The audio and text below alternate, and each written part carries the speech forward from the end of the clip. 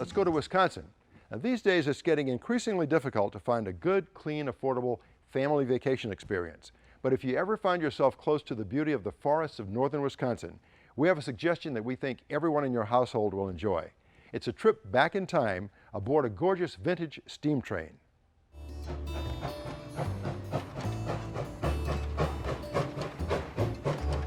When you climb aboard the famed lumberjack steam train in Leona, Wisconsin, get ready for a short trip back to the late 1800s.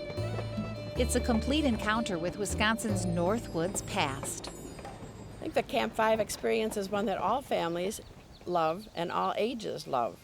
Whether or not you're a train buff, an environmentalist, a historian, whether you're a child or an adult, I think you love the experience here.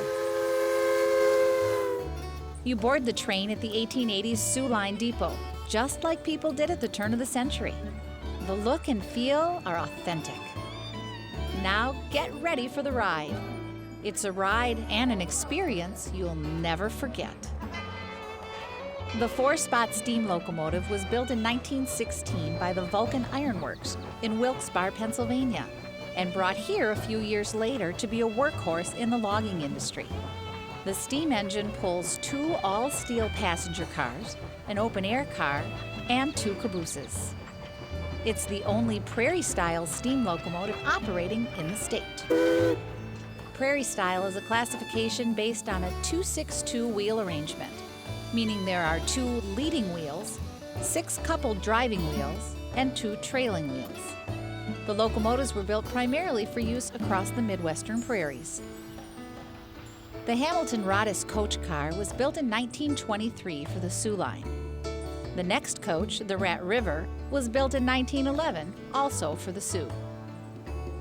The 2 cabooses have unique cupolas where you can sit among the treetops enjoying views of the passing forest.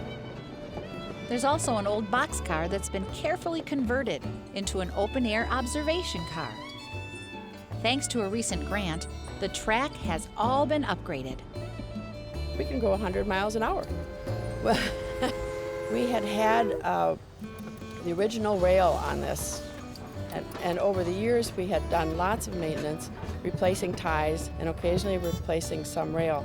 But when we replaced this 60-pound rail, we found that there were a number of pieces of rail that were from 1872, so a lot of it was very worn.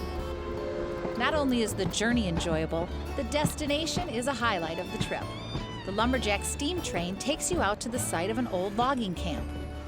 Lumberjacks numbered their camps as they moved from place to place, and this was the site of Camp 5 in the late 1890s. In later years, it became the Lumber Company Farm, a working farm to feed the lumberjacks. There are still some of the original buildings. The old hog barn is now part of a petting corral.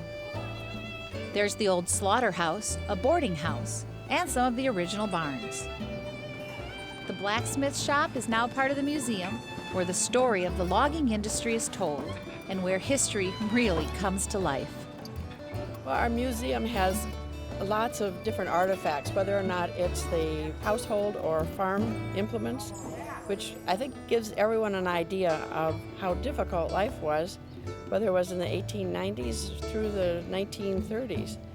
It wasn't easy.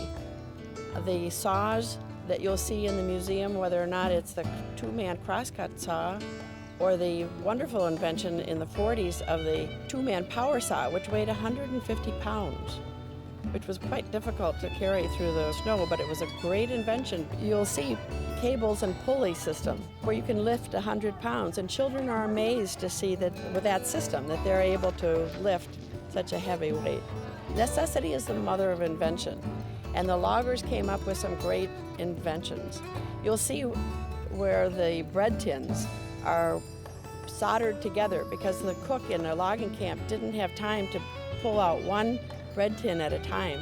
You'll see griddles that are 3 feet long because there were so many men and they were so hungry and needed so many pancakes in the morning, you didn't have time to have small griddles. Coffee urn is just huge. They threw the coffee grounds in there and a lot of water at about 2:30 or 3 o'clock in the morning and let it boil all day long.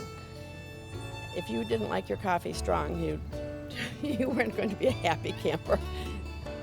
It's easy to see why Camp 5 is on the National Register of Historic Places.